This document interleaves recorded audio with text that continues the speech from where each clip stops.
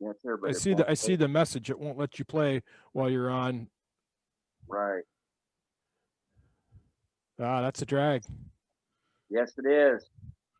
Doggone it. Well, it's playing. Oh, Yeah, it was playing there.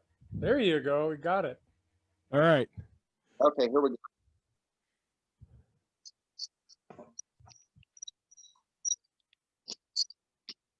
Piece of wood on the lathe.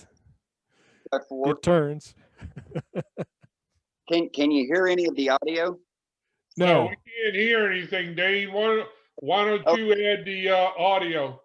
okay, so I've got a part of a 2x4 on there mounted between centers.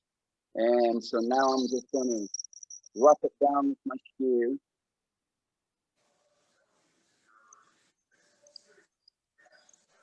And so we're making chips and splinters. Face keel thing.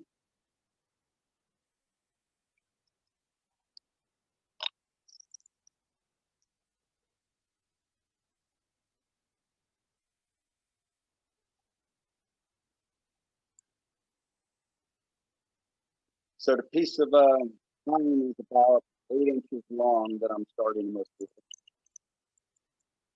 And I'm only going to use about 4 inches of it.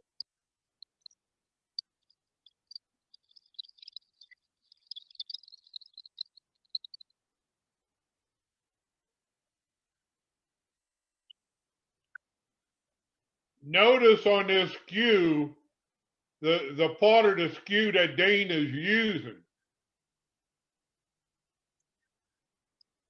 That skew cuts from the lower end of that skew, from about the last third or 2/3 of that skew. Yeah.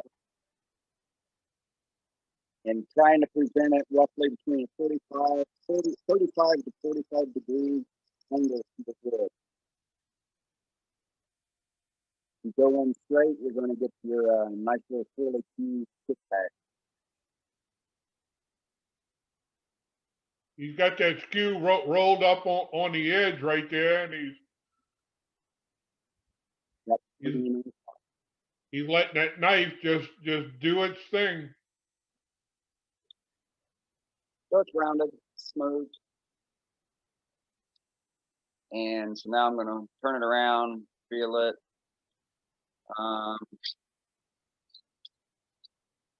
Going to get ready to lay it out for the tenons for each side that's got to be cut off, where my body is going to be at and where my cap is going to be at. Right now I'm cutting the tenon so I can reset it. You'll notice there I didn't measure, and I have to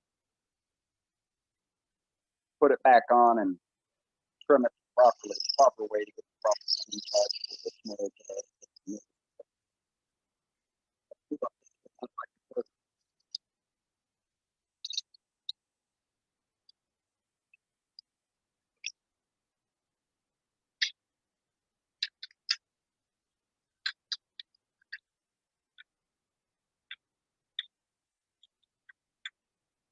And right about now is when I realized, oops, forgot to measure.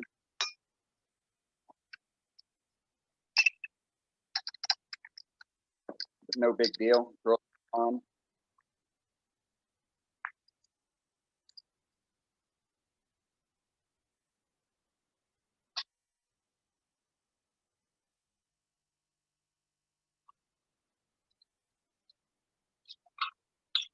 And so one thing you'll notice when you're working with 2x4 material is the wood fibers are very soft. There's not much force or mass to push the jaw. So you tighten them down in your chuck.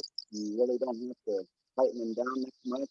Otherwise, you're going to crush the fibers, and you're going to risk tenon blow off, and the piece become airwood.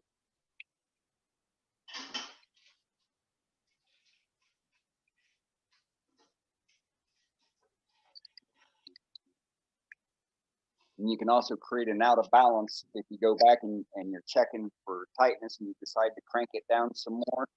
It will throw your your piece out around again because the positioning was changed from tightening down on those soft wood fibers.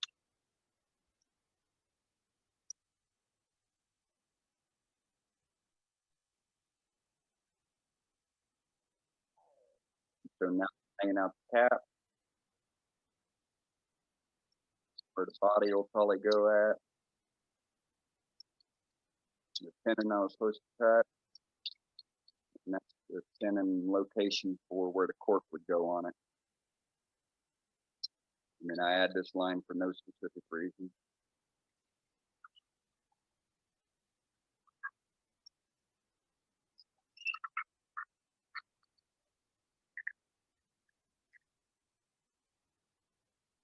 And so now I'm going to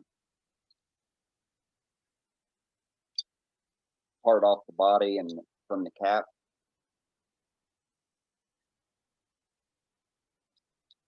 And then I just realized I didn't give myself enough room. Be laying out where I'm going to part.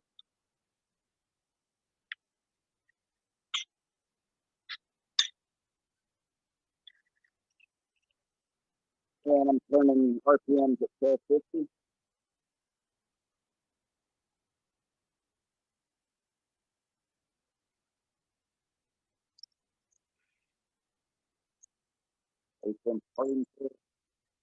I always part of the way through, and then I use my tool saw and cut it off. I'm not a fan of the piece jumping out of my hand or anything like that. When you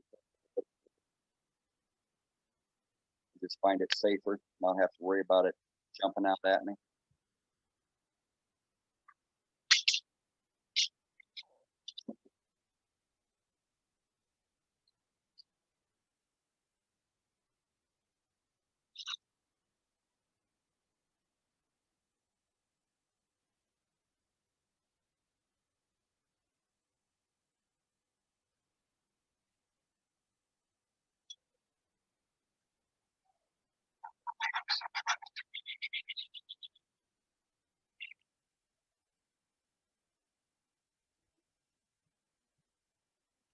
I'm taking off the slack on putting some slack in on the tailstock so the pressure's not punching against the blade and the wood.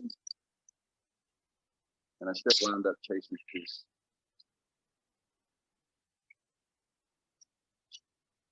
And so right now, the piece that's in the chuck is what's going to be the cap.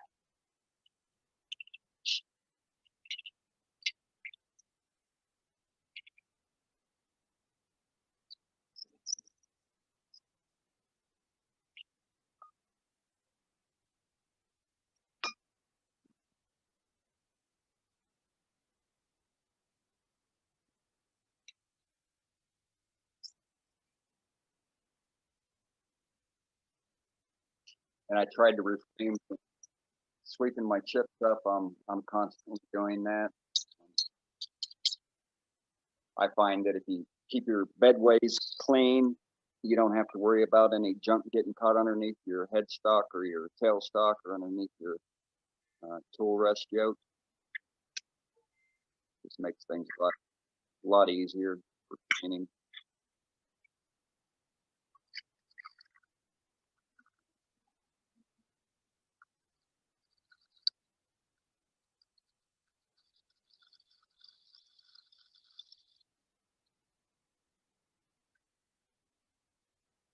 Now I'm just profiling the bottom of the cap, and then from there I'll swing on to the front, set my inside recess with a piece of allow a little bit of the inside of the cap. And then after that, we'll put the body back on and use that as a joining test to finish profiling. Using a half-inch spindle guide.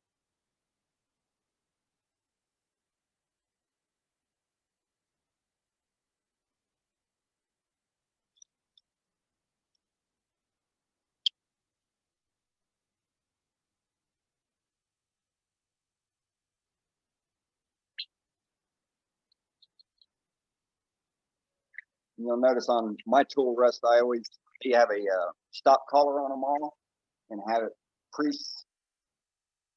at a pre-select height that's basically going to turn it in the primary bowl gouge. And there's minimum adjustments I need to make whenever I'm using the height thing. Primarily, the rest is set automatically in the bowl gouge.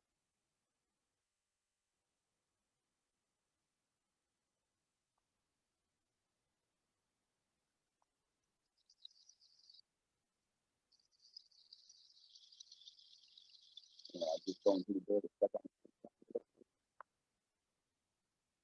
like my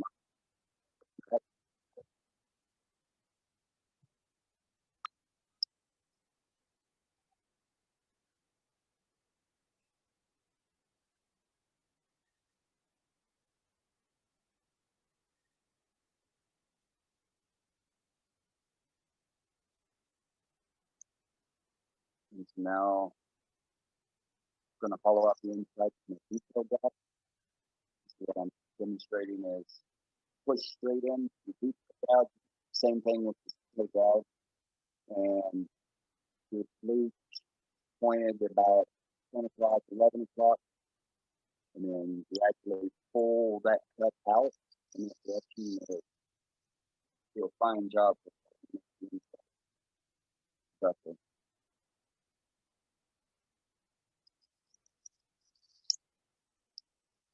Don't put your finger in there because it's a good way to get a splinter in it.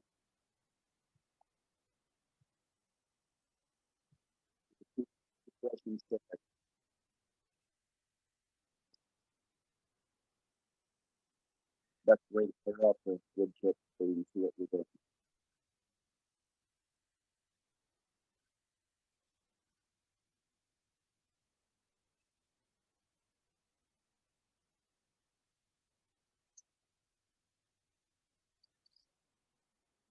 And so resetting my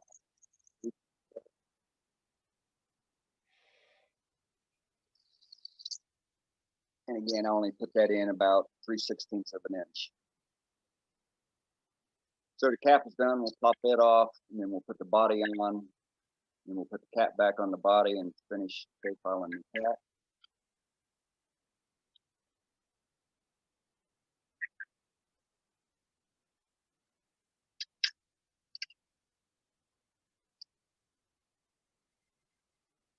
There's the body.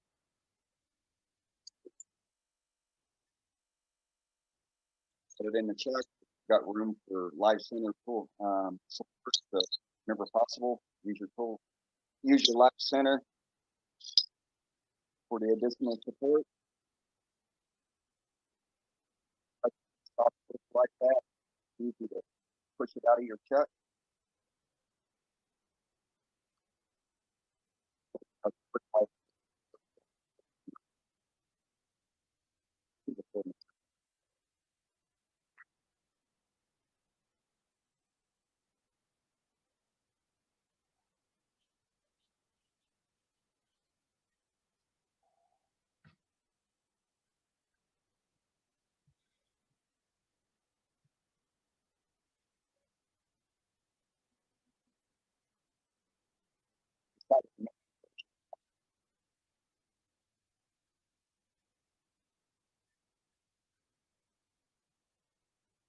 So I think I wound up on this initial at 16 seconds, had to turn it off and come back in on it again.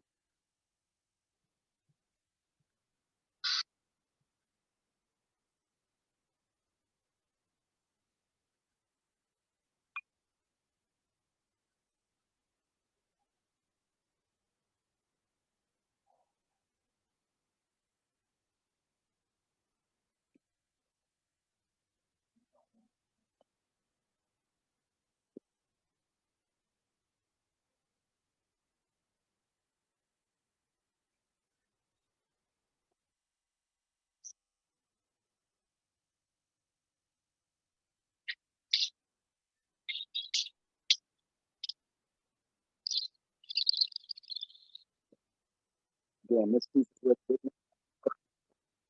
hopefully this is the last time I touch it.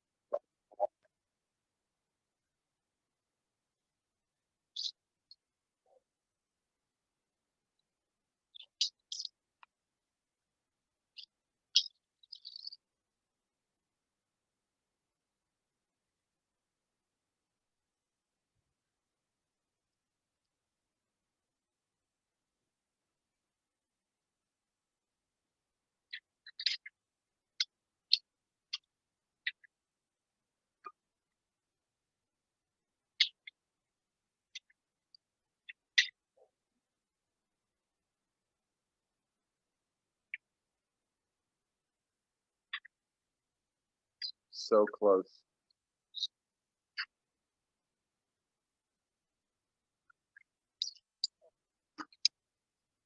If anyone has any questions, they can ask.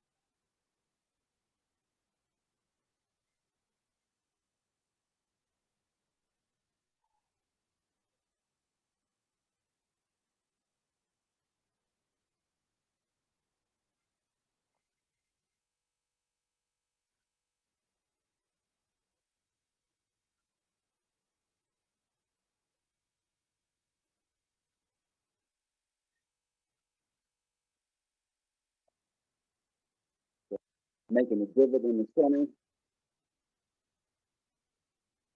Which will be my center point and I'm going detailed out.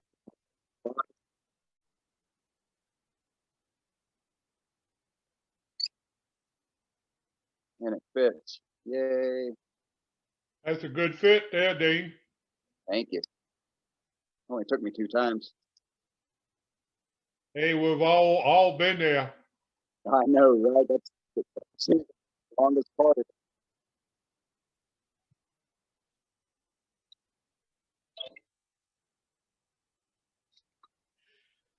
But that's why you sneak up on it. You just do a little 1/16 of an inch at a time to get that fit, and then once you get it, and then you can take the rest of it down into the shoulder for your full tension. And so now I got the cap back on and back to the single gouge, and we'll go finish profile into the cap.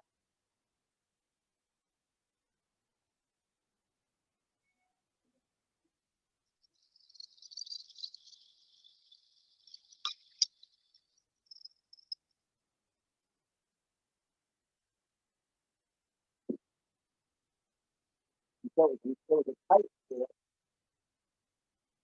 but it wasn't. It's not a snap fit.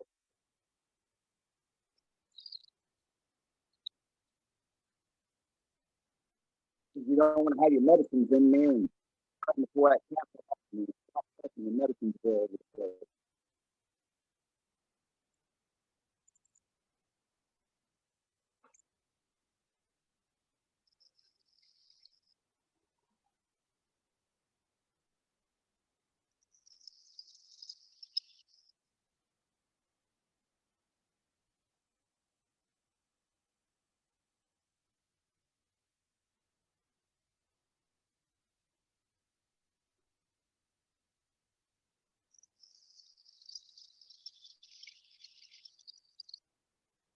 This piece of wood, it's a piece of fruit, left over window that when I lived in Germany, and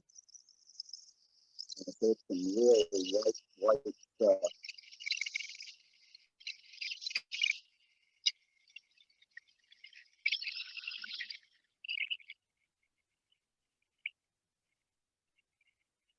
So my light's not doing them any favors there.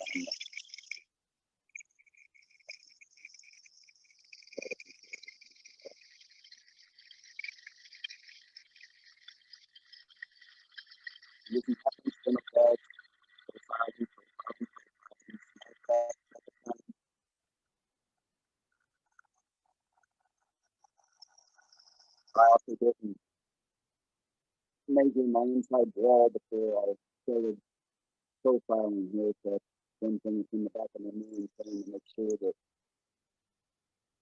I don't plow through the sides. Ultimately wound up being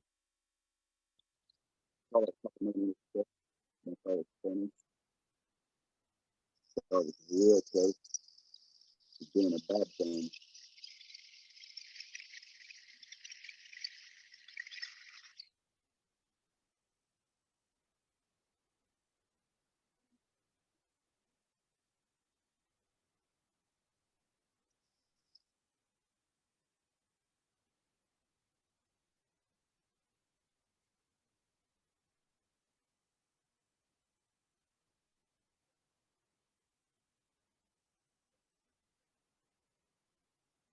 So as I'm going in there with that code and with that center in there, on each side of those, as the tool tip goes towards the center of the wood, the tool handle is coming up in the rear for controlling the cut, and at the same time you're closing the flute on the cut to do away with any of the wispies that would otherwise be left right in the center of your code.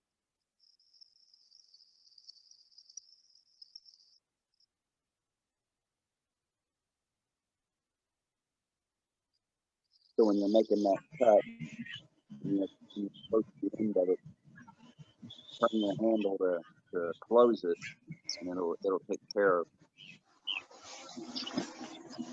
those little ridges or little wispies that be left over from a cut when you don't close it.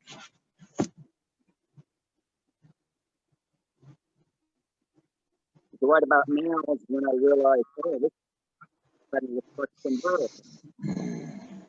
So this bottle stopper starts eventually turns into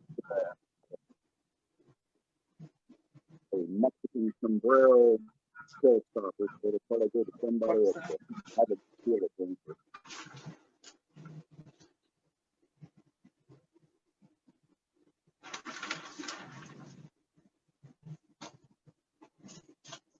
Probably going to put into method.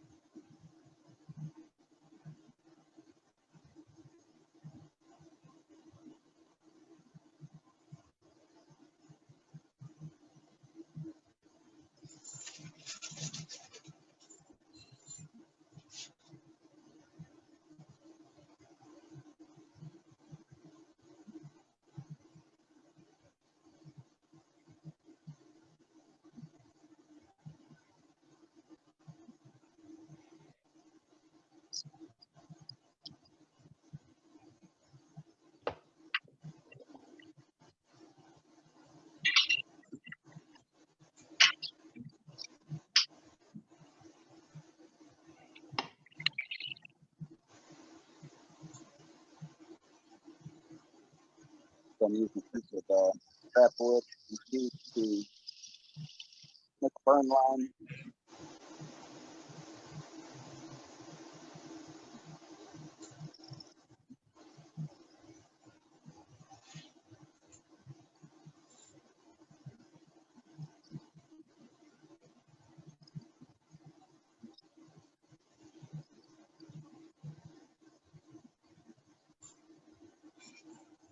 What are you putting those burn lines in with, Dean? A piece of Formica? No, just a thin sliver of mesquite. Oh, okay.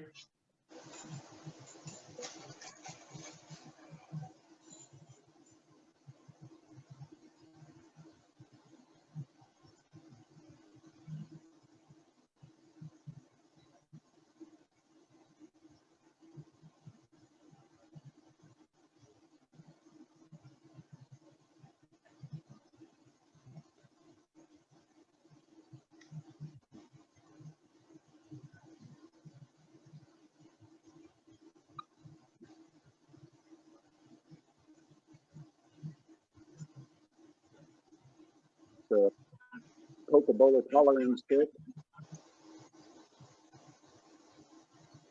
So I'm using the natural oils from the Coca-Cola to dye the white wood.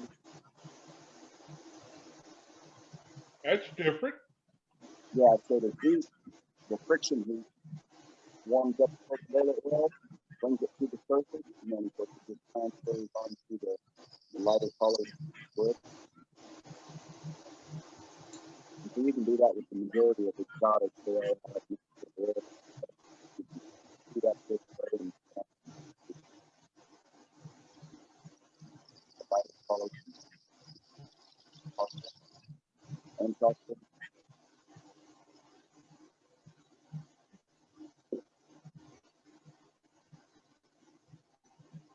Makes a nice effect.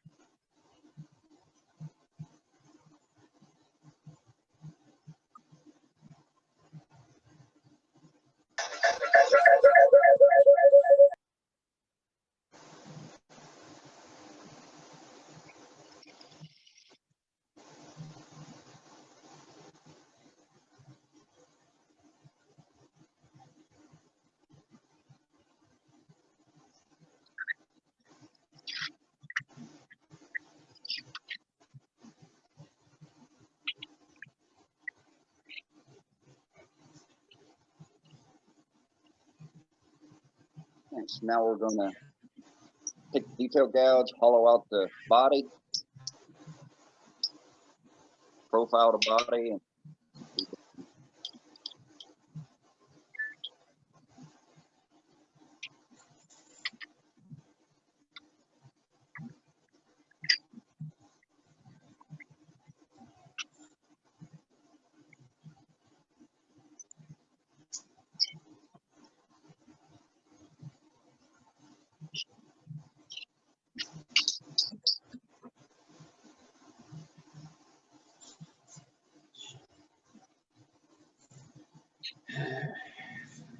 so doing the hollowing out, you could also use your Jacob's chuck, put in a portion of it, drill it out, put one step in the other.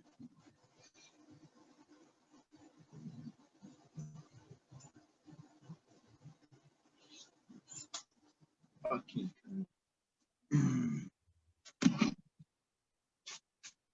So again, I'm just pushing them, having the release at about 10 to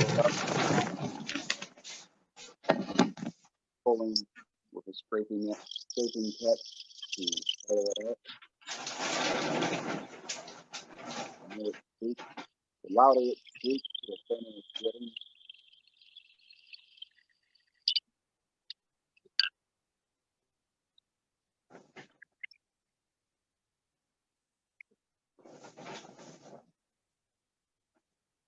And here I tighten it up and I shouldn't. And you'll see when it starts back up, you'll see it's out of balance a little bit.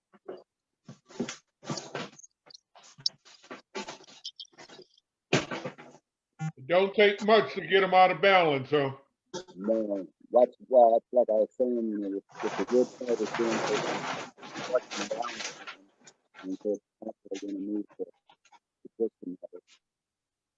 But it straightens back up pretty much after you get back inside.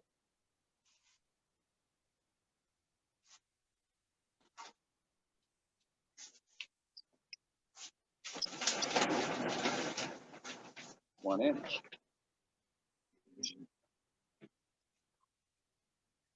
I did measure this one.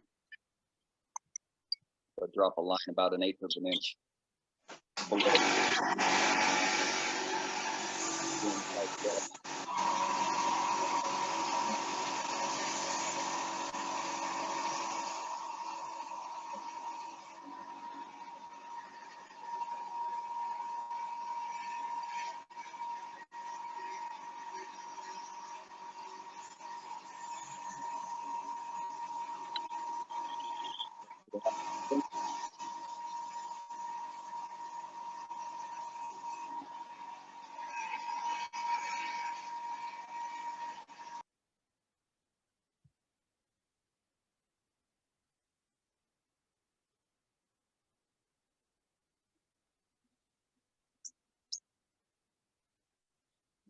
We're going to bring up the live center for some support.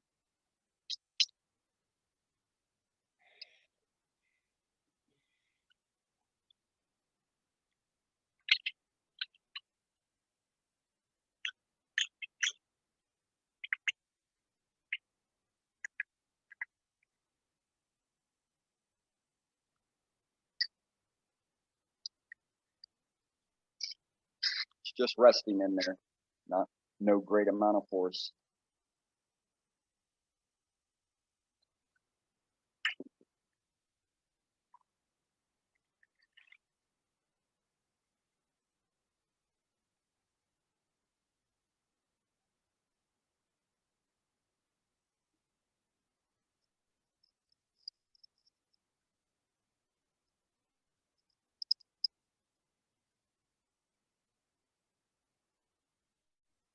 So when I started this, I didn't have any particular design in mind on what I was going to do. I was just going to let the little super force tell me what it wanted to do.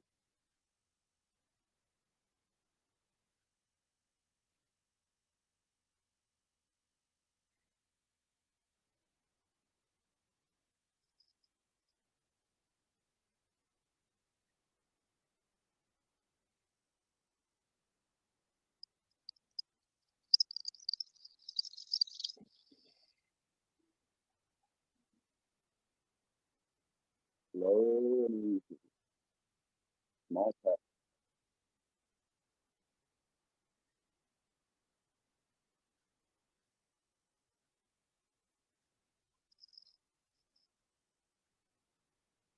Working with super force really allows you to work on your tool control and your touch, doesn't it, Ryan?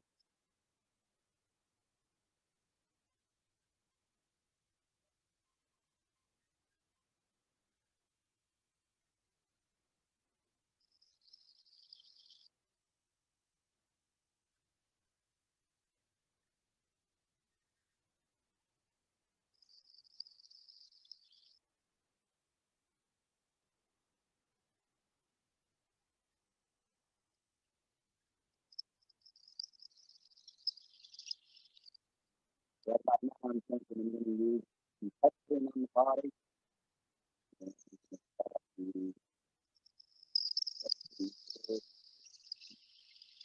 small, to grow some lines on the body.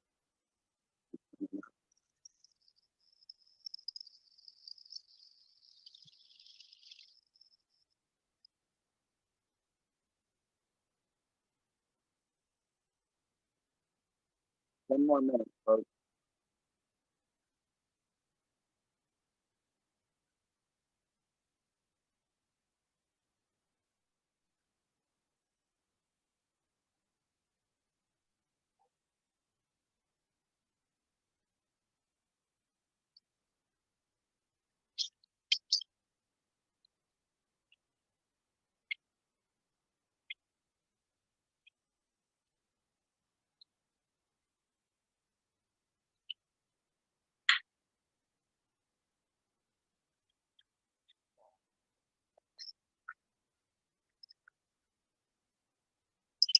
We're at about 600 to 700 RPMs right now.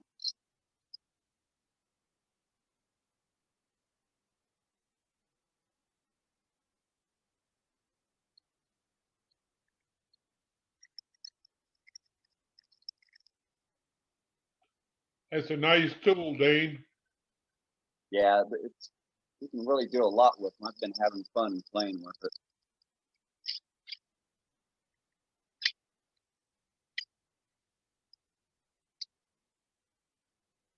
And if you don't like it, you just trim it right off.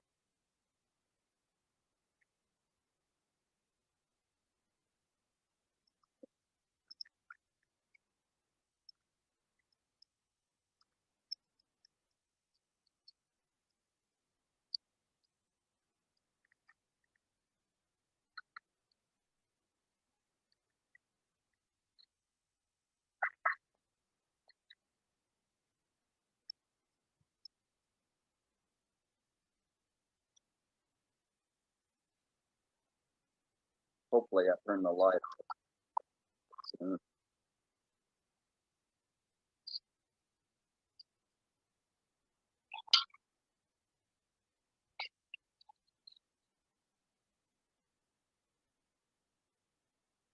so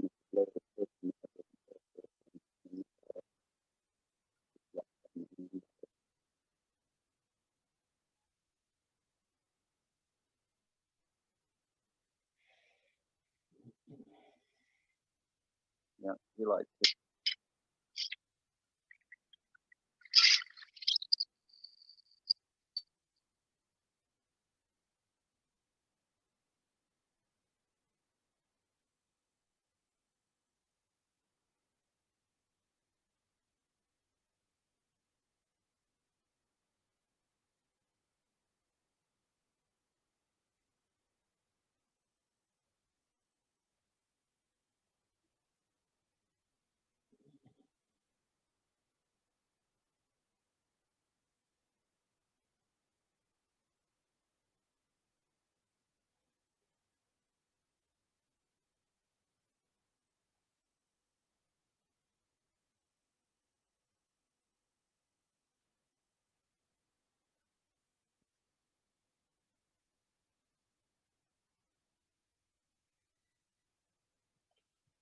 So you're getting color off of that cocobolo Yeah, and you're burnishing the wood at the same time. exactly.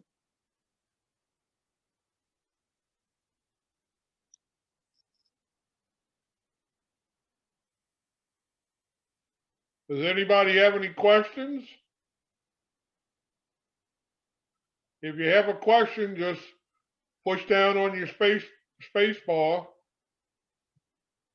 Dane will take your questions.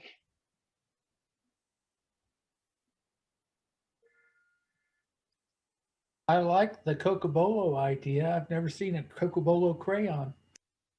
I haven't either. That's the first time I've seen that.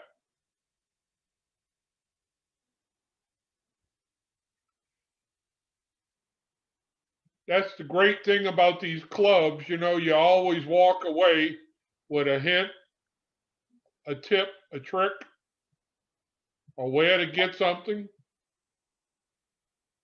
That's what it's all about, sharing the knowledge. You can also get color off rosewoods and ebonies too Yes. by doing that same thing. Yeah, pretty much all the exotics have a very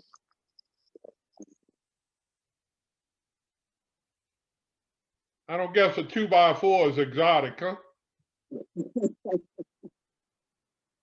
What if I make a 2x4 out of an exotic wood? Does that count? sure. We'll have to do that. I was gonna say, I have some 2x4 Cocobolo without, can I use that? It Yeah, might I be think you could, over. Trey. Might have to trim it down to a 1x1.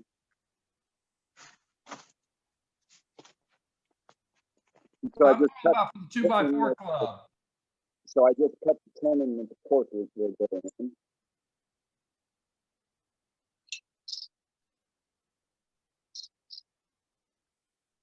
So I used to work in the defense industry, and my company was one of the many players that built or had a part in building the Minuteman II Titan nuke missile ICBMs, and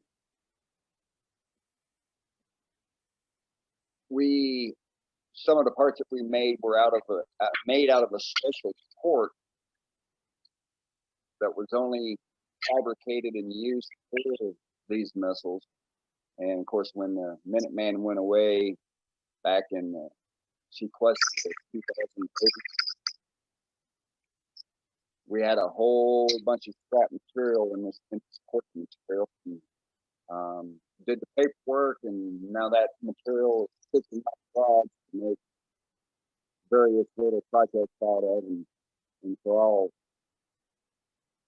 set up my squares, laminate everything together, and that's what I use for my auto projects.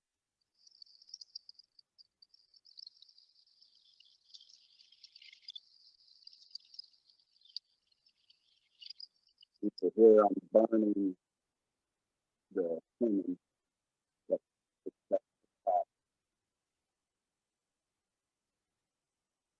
you can see the smoke. Smoke is good.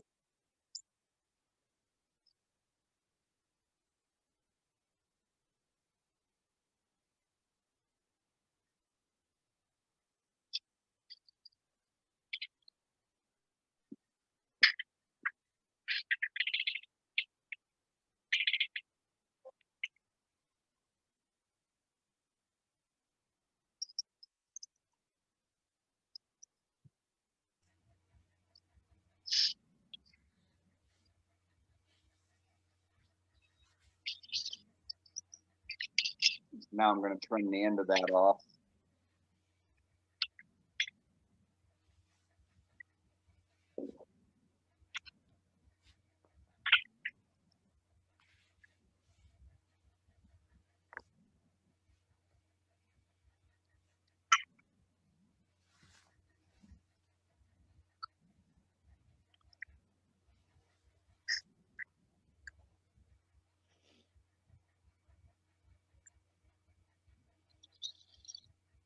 Oh, I should say make it smaller.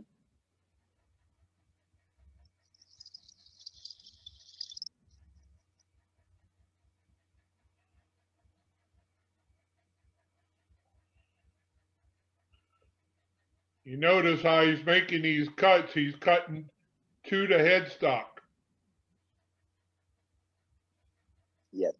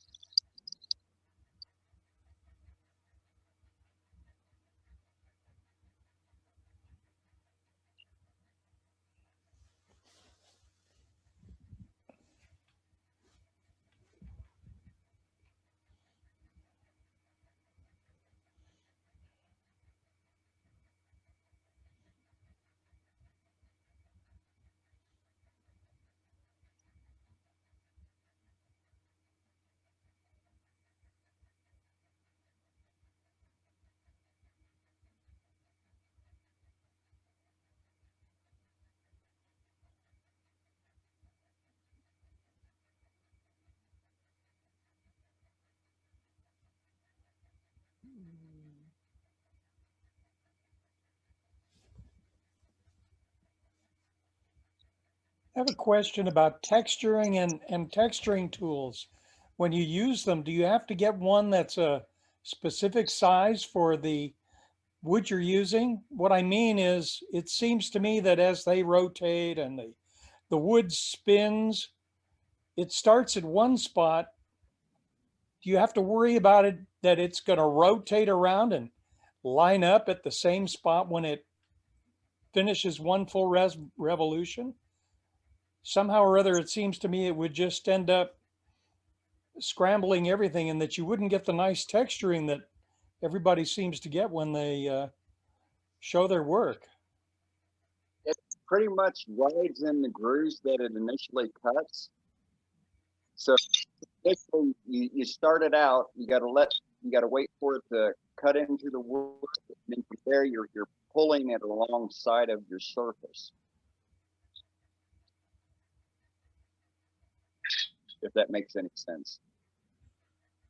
Did you hear him? I'm not sure if it made sense or not. I mean, it didn't not make sense, but what I think you were saying is somehow or other it just ends up falling back into Yes, the grooves on its own, and you don't have to worry about that. It's not, you have to worry correct, about a particular size.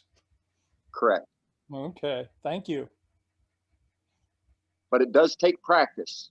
It Oh, I'm certain of that. Yeah. figuring out the angles, and so here what I just did is to show that how you use a piece of tape on your chuck, you use it as a jam chuck. And so I just put the body of the cap into the electrical tape roll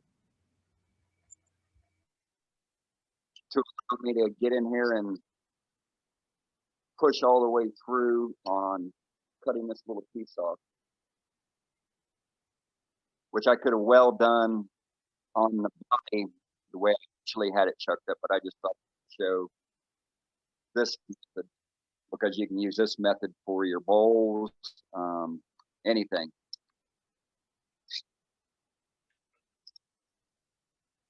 Whether the tenon or the vessel is sitting on the inside of the tape roll or sitting on the outside surface of the tape roll. This piece that you did right here, Dane, do you have it right there by you that you can show it? Yes. Okay, when we finish.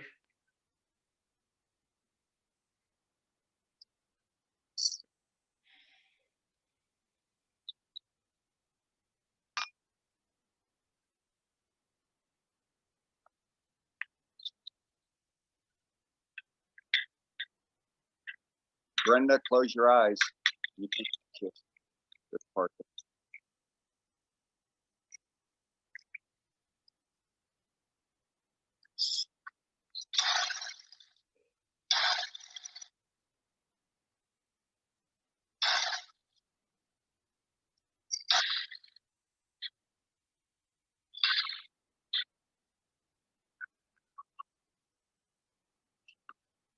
You're giving it a little character. Yeah. Are you afraid I'm gonna try that, are you? A little Yes. touch up. That's what that is. It's Burn a the little place touch down? up.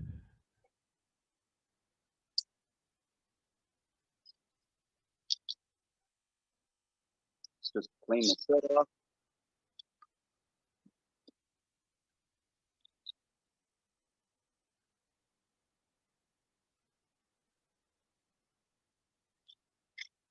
That's it. Good. There it is. Looks fantastic. Great job. Nice work, Dane. Thank you. Very Never nice, tell- Dane. You would never know it was a 2x4 now. No, you sure wouldn't, no. Yeah. That's cute. I like that. So that part gets cut off and then the cork goes on. It's ready to go. Very good. Thank Very you. good. All right. Let's see if we can Dane? get you back. Show your piece, Dane. Right. So here it is.